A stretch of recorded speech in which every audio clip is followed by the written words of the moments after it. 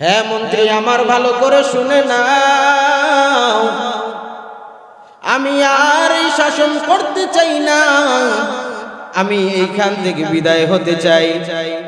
তখন ওই যেই প্রতিনিধি ছিল তার হাতে নিজের শাসন ক্ষমতা দিয়ে আল্লাহর রাস্তায় বের হয়ে গেলেন।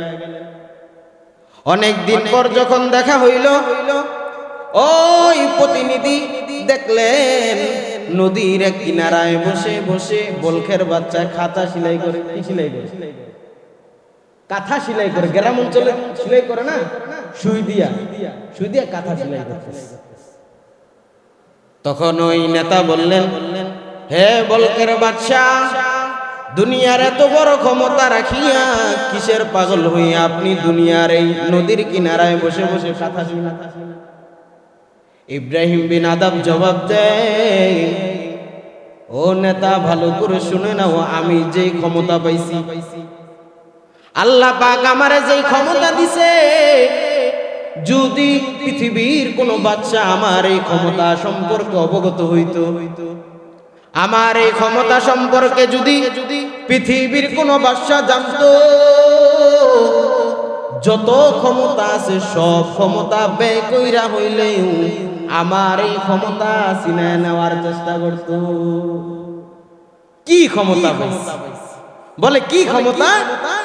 এইবার ইব্রাহিম বিন আদম বলে, তাকায় দেখো কি ক্ষমতা।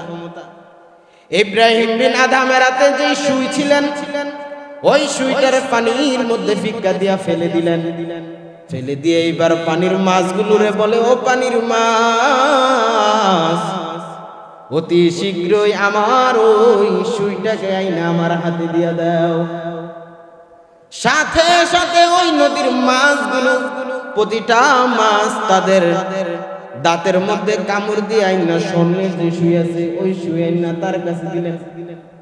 ইব্রাহিম বিন আদম কয়, মাছ, আমি তো তোমার কাছে স্বর্ণের সুই চাই নাই, আমি তো তোমার কাছে টাকা পয়সা কিছু চাই নাই, তুমি আমার স্বর্ণের সুই কেন দিলা? ও নদীর মাছ, তাড়াতাড়ি যাও, গিয়া আমি যে সুই নদীর মধ্যে ফালাইলাম ওই সুইয়ের ব্যবস্থা করে দাও। সাথে সাথে ওই মাছগুলো নদীর ভিতরে ওই সুই খুঁজবার জন্য ব্যস্ত হয়ে গেলেন। ওই সুই যখন পাইলেন, ওই সুই পাইবার পরে এইবার বলখের বাদশা ইব্রাহিম বিন আদমের হাতে সুই পৌঁছায়া দিলেন। আলহামদুলিল্লাহ, আলহামদুলিল্লাহিল্লাযী জা'আলাশ শামসা ওয়াল কমারা বিহুসবান والنجم والشجر يسجدان وفضل زمانا على زمان كما فضل مكانا على مكان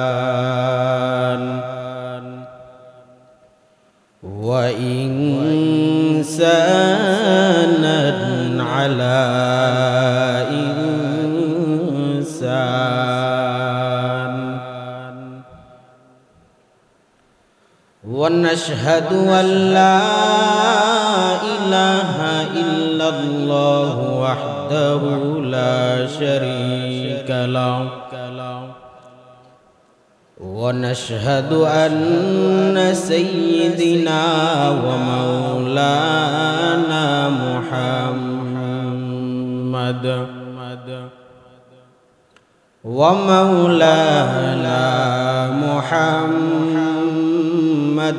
عبده ورسوله الذي أرسله الله تعالى بالحق بشيرا ونذيرا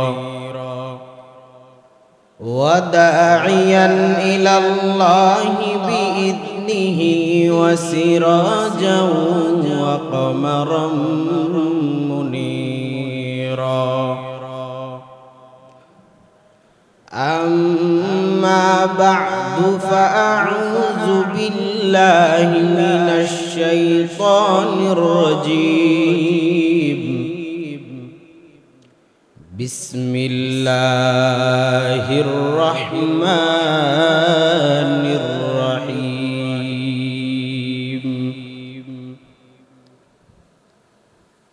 يا أيها الذين آمنوا توبوا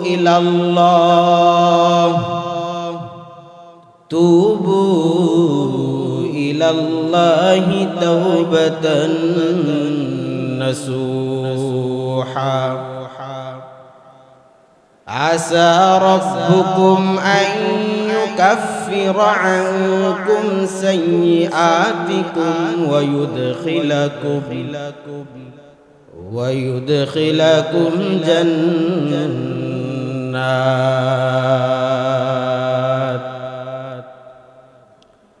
قال رسول الله صلى الله عليه وسلم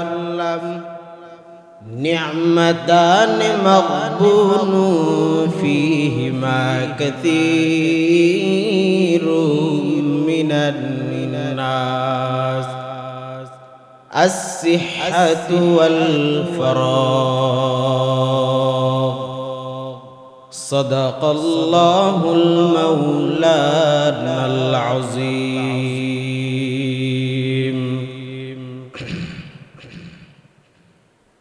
मैं दूर हो मजबूर हो ऐ सैयद आलम मैं दूर हो मजबूर हो ऐ सैयद आलम दीदार दिखाते नहीं आवाज सुना दो दीदार दिखाते नहीं आवाज सुना दो मैं सूरत यूसुफ को नहीं चाहने वाला मैं सूरत यूसुफ को नहीं चाहने वाला मैं कैसे के मानंद नहीं आशिक लैला मैं कैसे के मानंद नहीं आशिक लैला मैं आशिक मौला हूँ मेरा इश्क दीवाना मैं आशिक मौला हूँ मेरा इश्क दीवाना जुमला जहाँ जिसके तजल्ली से उजाला ऐ जुमला जहाँ जिसके तजल्ली से उजाला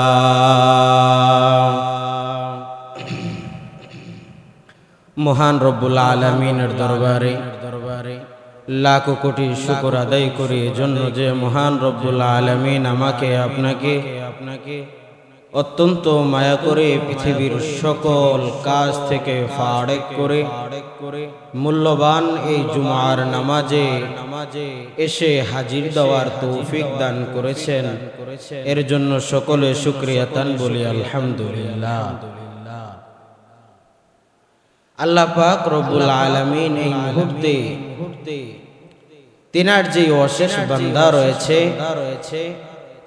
প্রত্যেকটা অশেষ বান্দার জন্য আল্লাহ পাক বর্তমান সময়ে যে বড় নিয়ামত রাখছেন সেটা হইল ওয়াক্ত মতো মসজিদে এসে জুমার জন্য তৈরি হওয়া।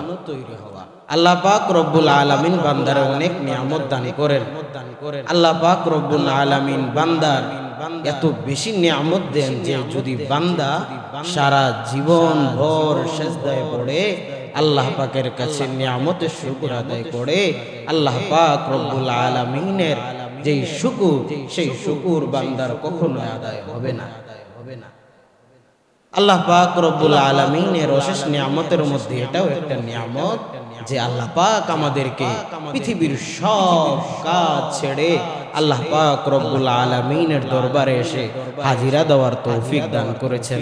এর জন্য সকলে আরো একবার বলি আলহামদুলিল্লাহ। মুহতারাম হাজিরিন, আজকে আমি যে বিষয়টি নিয়ে কথা বলবো সেটা হচ্ছে সময়ের মূল্যায়ন করা।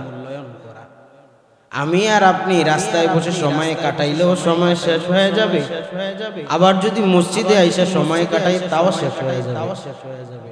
আমার আর আপনার হায়াত যদি মসজিদের মধ্যে বৈশা জিকির আজকার করি এর দ্বারা যে হায়াত বৃদ্ধি পাবে বিষয়টা এমন নয়, বরং আপনি রাস্তায় বসে বসে পৃথিবীর সব কাজ, পৃথিবীর সব খারাপ কাজ যদি করেন, পৃথিবীর যত নোংরা কাজ আছে আপনি যদি রাস্তায় বসে বসে করেন, ওই একই সময় আপনার হায়াত থেকে একটু একটু করে সময়গুলো নষ্ট হয়ে যাবে।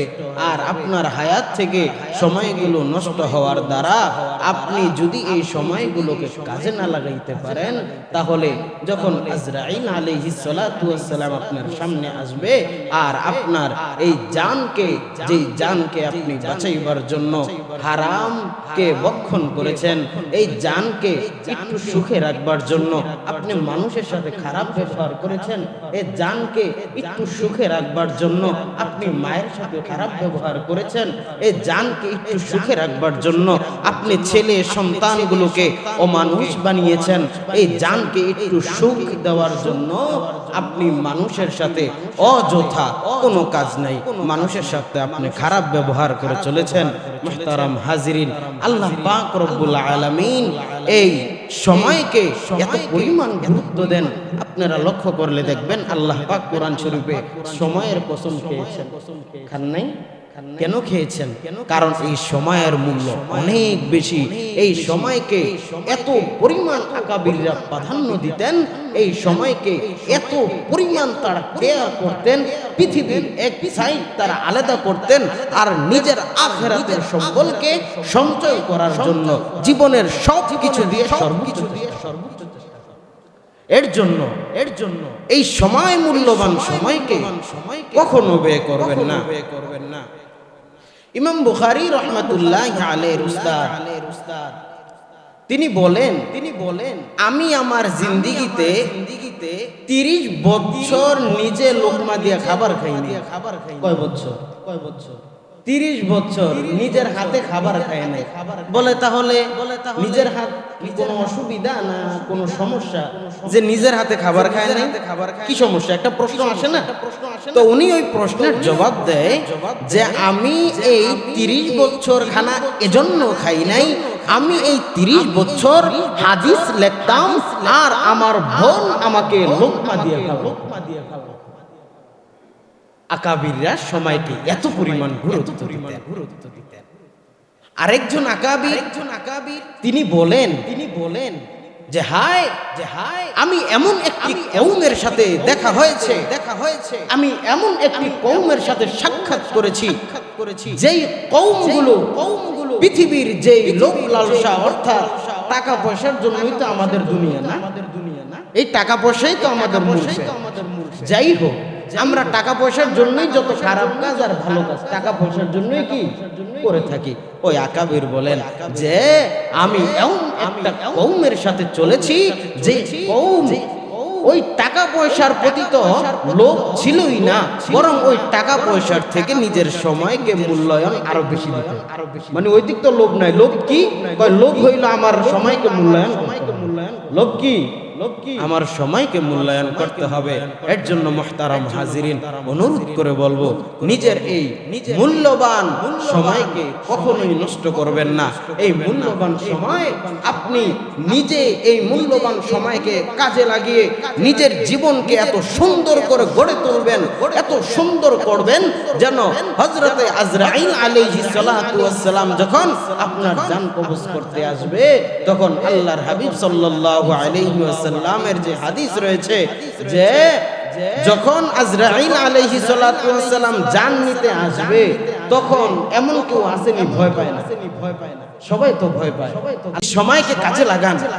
এই সময় যখন কাজে লাগাবেন দেখবেন আপনার কাছে সব কিছু খুব সুন্দর পরিপাটি মনে হবে। আর যখন দেখবেন যে সময়টা কোনোভাবে ভালো কাজে লাগতেছে না, তখন আপনার ভিতরে মানে কেমন জানি লাগবে যে হায় নামাজ পড়লে তো নামাজ ভালো লাগে না, মসজিদে আজান দেয় যাইতে ভালো লাগে না, হুজুর আইসা মাঝে মধ্যে ভালো কথা বলে, ভাল লাগে না। হুজুর আইসা নামাজের কথা বলে, রোজার কথা বলে, হকের কথা বলে, কত ভালো ভালো কথা বলে, এইগুলো তো আমার ভাল লাগে না। মূল ওই সেই গোড়ায় সমস্যা। বলে গোড়া কি? নিজের সময়কে, মূল্যবান সময়কে নষ্ট করে ফেলে দিচ্ছে। এর জন্য মুহতারাম হাজিরিন, নিজের সময়কে গুরুত্ব দিতে শিখেন। আল্লাহ পাকের কাছে দোয়া করেন যে আল্লাহ, আমি যেন আমার জীবনের প্রতিটা সেকেন্ড, প্রতিটা মিনিট, প্রতিটা ঘন্টা, প্রতিটা দিন আপনার রাস্তায় ব্যয় করতে পারি। এভাবে আল্লাহ পাকের কাছে দোয়া করবেন। মুহতারাম হাজিরিন, তো এই সময় নিয়ে অনেকে তাফসিরে অনেক বিষয় লিখেছেন। শুধু একটা আয়াত, ওয়াল আসর, কি শুধু একটা আয়াত, এই আয়াতকে লক্ষ্য করে মানে মুফাসসিরগণ এত পরিমাণ বিস্তারিত লেখছেন যে আপনারা শুনে থাকবেন। বলখের বাচ্চা ইব্রাহিম বিন আদহাম, নাম শুনছেন না? এই ইব্রাহিম বিন আদহাম তিনি কি আমাদের মতো একটা এলাকার চেয়ারম্যান ছিলেন? তিনি বাদশা ছিলেন। কি ছিলেন? নিজের দেশ শাসন করতেন, নিজের যেই রাজ্য ছিল ওই রাজ্য শাসন করতেন।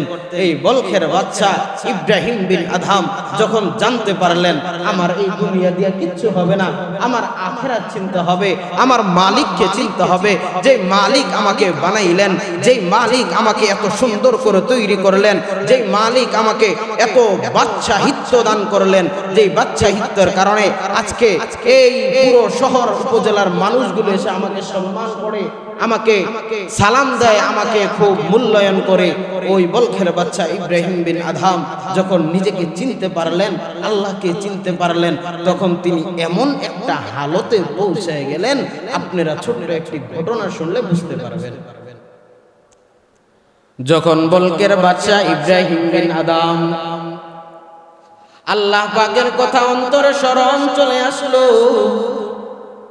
তিনি রাস্তায় বের হয়ে গেলেন। আর নিজের যে সেনা, অর্থাৎ নিজের যে বাচ্চার প্রতিনিধি থাকে তাকে বলে গেলেন, হ্যাঁ মন্ত্রী, আমার ভালো করে শুনে নাও, আমি আর এই শাসন করতে চাই না, আমি এইখান থেকে বিদায় হতে চাই। তখন ওই যেই প্রতিনিধি ছিল তার হাতে নিজের শাসন ক্ষমতা দিয়ে আল্লাহর রাস্তায় বের হয়ে গেলেন।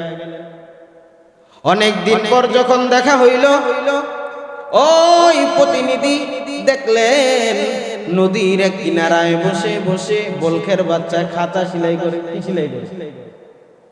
কাঁথা সেলাই করে, গ্রাম অঞ্চলে সেলাই করে না, সুই দিয়া কাঁথা সেলাই করতেছে।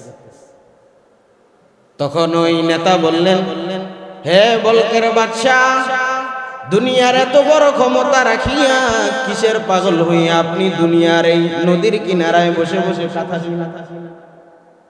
ইব্রাহিম বিন আদহাম জবাব দেয়, ও নেতা, ভালো করে শুনে নাও, আমি যেই ক্ষমতা পাইছি, আল্লাহ পাক আমারে যেই ক্ষমতা দিছে, যদি পৃথিবীর কোন বাদশা আমার এই ক্ষমতা সম্পর্কে অবগত হইতো, আমার এই ক্ষমতা সম্পর্কে যদি পৃথিবীর কোন বাদশা জানতো, যত ক্ষমতা আছে সব ক্ষমতা ব্যয় কইরা হইলেও আমার এই ক্ষমতা ছিনায় নেওয়ার চেষ্টা করত। কি ক্ষমতা বলে, কি ক্ষমতা? এইবার ইব্রাহিম বিন আদহাম বলে, তাকায় দেখো কি ক্ষমতা। ইব্রাহিম বিন আদহামের হাতে যে সুই ছিলেন, ওই সুইটার পানির মধ্যে ফিক্কা দিয়া ফেলে দিলেন। ফেলে দিয়ে এইবার পানির মাছগুলোরে বলে, ও পানির মাছ, অতি শীঘ্রই আমার ওই সুইটাকে আইনা আমার হাতে দিয়া দাও। সাথে সাথে ওই নদীর মাছগুলো, প্রতিটা মাছ তাদের দাঁতের মধ্যে কামড় দিয়ে আইনা স্বর্ণের যে সুই আছে ওই সুই আইনা তার কাছে দিলেন। ইব্রাহিম বিন আদহাম কয়, মাছ, আমি তো তোমার কাছে স্বর্ণের সুই চাই নাই, আমি তো তোমার কাছে টাকা পয়সা কিছু চাই নাই, তুমি আমার স্বর্ণের সুই কেন দিলা? ও নদীর মাছ, তাড়াতাড়ি যাও, গিয়া আমি যে সুই নদীর মধ্যে ফালাইলাম ওই সুইয়ের ব্যবস্থা করে দাও। সাথে সাথে ওই মাছগুলো নদীর ভিতরে ওই সুই খুঁজবার জন্য ব্যস্ত হয়ে গেলেন। ওই সুই যখন পাইলেন, ওই সুই পাইবার পরে এইবার বলখের বাদশা ইব্রাহিম বিন আদমের হাতে সুই পৌঁছায়া দিলেন। সাথে সাথে ওই আমির অবাক হয়ে গেছে, কি রাজত্ব! আল্লাহ বলে, কিরে, এই রাজত্ব এত দামি রাজত্ব, যেই রাজত্ব আপনি দেখছেন ইতিপূর্বে বাংলাদেশের অনেক সরকার, অনেক নেত্রী, অনেক কিছু বিদায় হয়েছে, আমরা শুনছি ওনারা তাহাজ্জুদ করে, কত কিছু করে, বাস্তবতা জানি না। তবে আমাকে একটু বলেন যে বাংলাদেশ কেন বর্তমান সময়ে 99% বাদশাহরে যদি একত্র করা হয়, এমন একজন বাদশাহ খুঁজে পাওয়া যাইব? আমারে যদি একদিনের লাই এলাকার চেয়ারম্যান বানায়, মোটামুটি একদিনে কি হায় হায় দুনিয়া, সবাই কি করে, শুধু দুনিয়ার চিন্তা। কিন্তু নিজের মূল্যবান ওই সময়, যেই সময়কে আপনি রাস্তায় বসে নষ্ট করছেন, যেই সময়কে আপনি দোকানে বসে নষ্ট করছেন, যেই সময়কে আপনি একবারে বাজে, কোনো দরকার নাই, মানুষের সাথে আড্ডা, দুষ্টামি, ফাইজলামি করে যেই সময়টাকে নষ্ট করে দিলেন, একদিন এই সময়ের জন্য আপনার কান্না করতে হবে যে হায় হায়। যখন আজরাইল আলাইহিস সালাতু ওয়াস সালাম চলে আসবে, তখন আপনি যত কান্নাকাটি করেন, আপনার হাতে কি সময় দিবে সময়? কখনোই দিবে না। বলে, কেন দিবে না? কয়, আমার আল্লাহর পক্ষ থেকে তোমাকে বিপুল সময় দেওয়া হয়েছে, যেই সময়ের মধ্যে তুমি চাইলে তোমার জীবনকে সুন্দর করে সাজাইতে পারতা, তুমি চাইলে তোমার জীবনকে ফুল বানাইতে পারতা, তুমি তোমার জীবনকে ফুল না বানায়া কি বানাইলা? এখন তো আখিরাতের যেই ফেরেশতারা রয়েছে আসমানের মধ্যে, সবাই তোমার এই রূহের ভিতরে থু নিক্ষেপ করবে। তোমার দেহটা হয়তো জমিনের মধ্যে পড়ে থাকবে, তোমার ওই দেহ যখন রাস্তা দিয়ে ওই জমিনে যাবে, তখন মানুষ থেকে শুরু করে আপনি এলাকায় কিভাবে সময় কাটাইছেন আপনার এলাকার মানুষগুলো জানে না? অবশ্যই জানে। আপনি যখন দুনিয়া থেকে বিদায় হয়ে যাবেন, একদিক দিয়ে আপনার পরিবার কান্না করবে, অপর দিক দিয়ে মানুষগুলো আপনাকে নিয়ে মানে সমালোচনা করবে যে হায়, এই যুবক ছেলেটা জীবনটাকে ফেলায় নষ্ট করে দিছে, আল্লাহকে চিনে নাই, রাসূলকে চিনে নাই, সুন্নাত অনুযায়ী জীবনকে গড়ে নাই, তাহলে এই ছেলের জন্য কি দোয়া করব? এর জন্য আমাদের সাবধান হওয়ার দরকার আছে না নাই? সাবধান হওয়া লাগবে। আওয়াজে মনে হইতেছে না সাবধানের কি দরকার, জিমনাসিয়াম চললেই তো হয়। না না বাপ, না, এভাবে জীবনে যাবে না।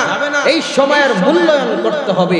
পৃথিবী সৃষ্টি হওয়ার পর থেকে আজ পর্যন্ত যারা নিজের সময়কে মূল্যায়ন করেছে, তারা প্রত্যেক মানুষের মতো মানুষ হয়ে গিয়েছে। আর যারা নিজের সময়কে নষ্ট করেছে, অযথা নষ্ট করেছে, তাদের জিন্দেগির দিকে তাকায় দেখেন, তারাও অবহেলিত। সমাজে দাম নাই, রাষ্ট্রে দাম নাই, কোথাও দাম নাই, নিজের ঘরেও দাম নাই, স্ত্রীও দাম দেয়। স্ত্রীও কি দেয় না? তখন বিয়ে করে ফেলছে, কি আর করার। এখন যে দেখে স্বামী তার মূল্যবান সময়কে নষ্ট করছে, তখন ওই নিজের মায়ের স্ত্রীও স্বামীরে দাম দেয় না। এর জন্য মুহতারাম হাজিরিন, আমি আজকে বিষয়বস্তু এর জন্য নিয়েছি, কারণ আমি এই এলাকায় আজকে কম না বহুদিন যাবত থাকি। আমি বহু ছেলেকে দেখি যাদের মসজিদে আসার কথা ছিল, যাদের হাদিস কোরআন শিক্ষা নেওয়ার কথা ছিল, আজ ওই সন্তানগুলো রাস্তায় বসে বসে ফ্রি ফায়ার খেলে, ওই সন্তানগুলো মোবাইলে অযথা সময় নষ্ট করে, ওই সন্তানগুলো বাবাকে দেখলে সালাম দেয় না, ওই সন্তানগুলো মুরব্বিরে দেখলে সালাম দেয় না, ওই সন্তানগুলো এলাকার কোনো মানুষকে বিন্দু পরিমাণ মূল্যায়ন করে না। এরা কার সন্তান? আপনার নয়, এরা আপনার সন্তান। এরা মানুষকে দাম দেবে দূরের কথা, আপনাকেই তো দাম দেয় না। বলে, কেন দাম দেয় না? দাম এজন্যই দেয় না, আমার আব্বা আমাকে শিক্ষা দেয়, আমার আব্বা আমার সাথে সাথে মসজিদে লয়ে যায় নাই, আমার আব্বা আমার ভালো কাজে কখনো ডাকে নাই, আমার আব্বা আমারে তাবলীগ থেকে শুরু করে পৃথিবীর কোনো একটা ভালো কাজে আমার পিতা আমার লাগায় নাই, এর জন্যই আমার আজকে। মুহতারাম হাজিরিন, জীবনের মূল্যায়ন রাসূলুল্লাহ সাল্লাল্লাহু আলাইহি ওয়াসাল্লাম সাহাবায়ে কেরামকে শিখিয়েছেন। সাহাবায়ে কেরামকে জানান দিয়েছেন যে তোমরা জাহিলিয়াতের যুগে ছিলে, নিজের সন্তানকে একবারে জীবিত দাফন করে দিতে, কিন্তু আমি নবী আসবার পরে তোমাদেরকে এমন এক আদর্শ শিখাইলাম যে আদর্শের কারণে পৃথিবীর সবথেকে জঘন্য ব্যক্তিটাও এখন পৃথিবীর উম্মতের মধ্যে শ্রেষ্ঠতম উম্মত হয় নাই। হযরত ওমর রাদিয়াল্লাহু তাআলা আনহু আল্লাহর হাবিবকে হত্যা করতে যায় নাই, গেছে কি যায় নাই? আজকে এই ওমর রাদিয়াল্লাহু তাআলা আনহুর নাম নিতে হইলো বরকতের দোয়া করতে হয়। কিসের দোয়া? কিসের বদলতে? রাসূলুল্লাহর আদর্শ মানার বদলতে। আমার রাসূলের এত সুন্দর আদর্শ যেটা আপনি বর্তমান সময়ে কোথাও পাবেন না।